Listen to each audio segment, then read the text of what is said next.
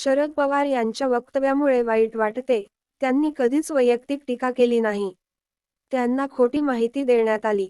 अशा शब्दात आमदार सुनील शेळके यांनी आपली भूमिका स्पष्ट केली आहे.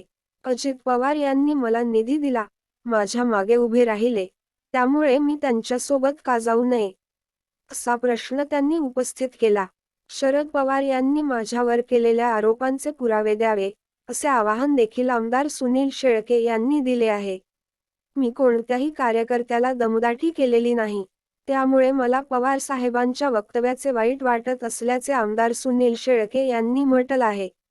लोणावळा येथे शरद पवार यांच्या सभेमध्ये कार्यकर्त्यांनी उपस्थित राहू नये, यासाठी आमदार सुनील शेळके यांनी दमदाटी केल्याची तक्रार कार्यकर्त्यांनी शरद पवार यांच्याकडे केली होती. या तक्रारीनंतर शरद पवार यांनी थेट कार्यक्रमाच्या भाषणातच आमदार सुनील शेळके यांना इशारा दिला. मी वाकड्या वाटेला जात नाही, मात्र मी शरद पवार आहे विसरू नको. तू आमदार कोणामुळे आहे हे लक्षात ठेव. माझ्या वाटेला गेलास तर मी देखील कोणाला सोडणार नाही. अशा शब्दात शरद पवार यांनी आमदार सुनील शेळके यांना गंभीर इशारा दिला होता. यावर सुनील शेळके यांनी नाराजी व्यक्त केली आहे.